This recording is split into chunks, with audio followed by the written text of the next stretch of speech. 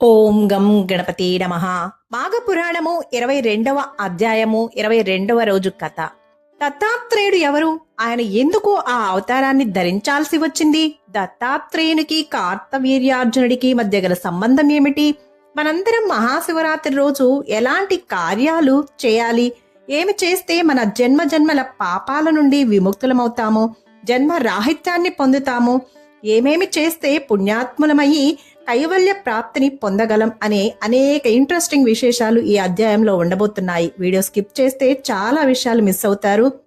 కాబట్టి స్కిప్ చేయకుండా చివరిదాకా చూస్తే ఈ మాఘమాసంలో ఏదైనా నదిలో స్నానం చేస్తే కలిగే పుణ్య ఫలితాలు, అలాగే గాయత్రి మంత్రం చదవడం కాదు వినడం వల్ల కూడా కలిగే అద్భుత ప్రయోజనాలు, అలాగే ప్రతిరోజు బ్రాహ్మణ దర్శనం చేసుకోవడం వల్ల కలిగే ఫలితాలు ఏంటో తెలిపే అద్భుత కథ కూడా ఉంది.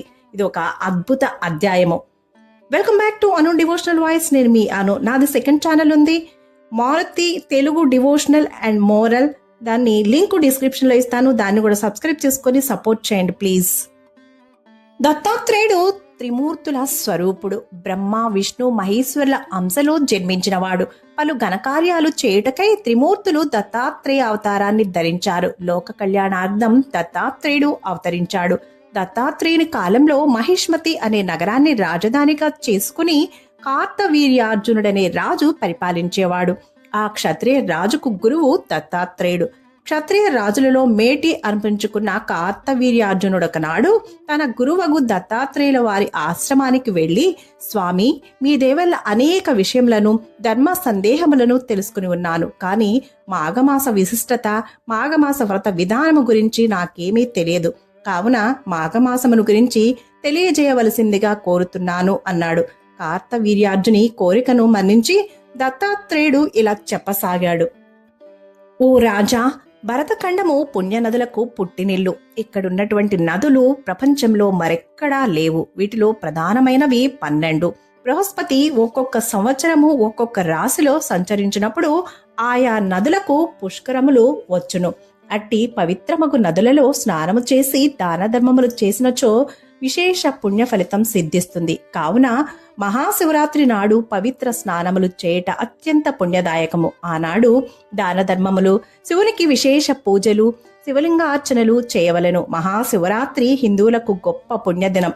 మహాశివరాత్రి నాడు శివాలయములకు వెళ్ళుట, శివుని దర్శించుట, విశేష పూజలు చేయుట, ధూపదీప నైవేద్యాలు, శివునికి అర్చనలు, అభిషేకములు గావించుట, భజనలు, సంకీర్తనలు, హరికథలు, పురాణ శ్రవణాది కార్యక్రమములను నిర్వహించుట, వీనుట చేయవలను. శివరాత్రి నాడు జాగరణ, ఉపవాసాది కృత్యములు చేసినచో ఆ పుణ్యము చెప్పుటకు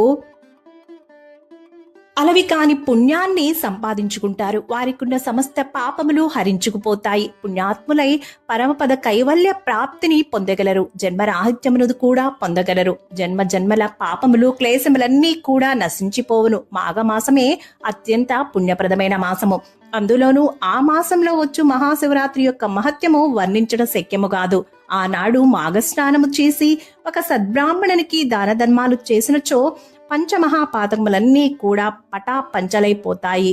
ముక్తి పదము నొందగలరు. దీనికి నిదర్శనముగా మరి యొక్క గాథను వివరించెదను, శ్రద్ధగా ఆలకింపుము అంటూ దత్తాత్రేయుడు ఇలా చెప్పసాగాడు. పూర్వము గంగానది తీరమునకు ఉత్తర భాగమందు భాగ్యనగరం అనే పట్టణము కలదు. పేరుకు తగ్గట్టు ఆ పట్టణమందలి సమస్త జనులు మిక్కిలి ఐశ్వర్యవంతులై అలరారసాగారు. అందు హేమాంబరుడనే గొప్ప వైశ్యుడొకడు ఉండేవాడు. అతడు అత్యంత భాగ్యశాలి. అతనికి 2 కుమారులు కూడా ఉన్నారు. తండ్రి ధనార్జనలో కడు నేర్పరిగా ప్రసిద్ధికెక్కాడు. దానికి విరుద్ధంగా కుమారులిద్దరూ ఖర్చు చేయడంలో దిట్టలైనారు. డబ్బు సంపాదించుట నేర్వండి అని ప్రతిరోజు కొడుకులిద్దరికీ హితబోధలు చేసేవాడు హేమాంబరుడు. కాని వారిద్దరూ వింటేగా నాన్న ఎప్పుడు ఇలాగే అంటూ ఉంటాడని కొట్టిపారవేసేవారు. తండ్రి ఎంత దూషించినా దులుపుకుపోయేవారు. ఇలా ఉండగా కొంతకాలానికి వార్ధక్యం మీద పడడంతో హేమాంబరుడు మరణించాడు. అతని కుమారులిద్దరూ ఆస్తిని సమభాగాలుగా చేసుకుని ఇష్టానుసారంగా వ్యవహరిస్తూ ధనాన్ని దుబారా చేయసాగారు. దుష్ట సావాసాలతో చెడిపోయారు. ఇద్దరూ చెరొక ఉంపుడు గత్తెను ఉంచుకొని ఆమెతో నిత్యము సరస సల్లాపాలాడుతూ కొలకసాగారు. వ్యభిచారులే కుల భ్రష్టులైనారు. చిన్న కుమారుడు ఉంచుకున్న ఉంపుడుగత్తె ప్రక్కగామంలో ఉండటంతో ఆ చిన్న కుమారుడు నిత్యము గంగానదిని దాటి ఆమె ఇంటికి వస్తూ పోతూ ఉండేవాడు. ఇలా కొంతకాలం గడిచేసరికి ఏదో పని మీద అడవికి పోయిన పెద్ద కుమారుడు పులివాతబడి మరణించాడు. చిన్న కుమారుడు కూడా యాదృచ్ఛికంగా తన ఉంపుడుగత్తెతో విహారానికి వెళ్లి అక్కడ అనుకోకుండా పాముకాటు వల్ల చనిపోయాడు. ఇద్దరూ ఒకేసారి మరణించటంతో యమదూతలు వచ్చి వారిద్దరినీ తీసుకుని వెళ్లి చిత్రగుప్తుని ఎదుట ప్రవేశపెట్టారు. అప్పుడు చిత్రగుప్తుడు వారిద్దరి పాపపుణ్యముల చిట్టాలను తీసి పరిశీలించి పెద్ద కుమార్ని అతడు చేసిన పాపములకు నరకములో పడవేసి శిక్షించమని ఆజ్ఞాపించాడు. చిన్న కుమార్ని మాత్రం స్వర్గానికి పంపించమని చెప్పాడు. అంతటా పెద్దవాడు, అయ్యా, మేమిద్దరం అన్నదమ్ములం, ఒకే తండ్రి బిడ్డలం, ఇద్దరం ఒకే తరహా పాపములు చేశాము. అయినా నాకు నరక ప్రాప్తి, తమ్మునికి స్వర్గప్రాప్తి కలిగినది. ఇదేమి న్యాయము? చేసిన ఒకే పాపానికి ఇంతటి వివక్షత తగునా అని అడిగాడు. అందుకు చిత్రగుప్తుడు, ఓయ్, పాపపుణ్యములను నిర్ధారించుటలో ఇక్కడ ఏ విధమైనటువంటి వివక్షత పనికిరాదు. ఇక్కడ అన్యాయము జరగడమంటూ ఏమీ ఉండదు. నీవు చేసిన పాపములకు నరకమే ప్రాప్తియగును. కానీ నీ తమ్ముడు నిత్యము తన ఉంపుడు గత్తెను కలుసుకొనుటకు పడవపై గంగానది దాటి పోయేవాడు.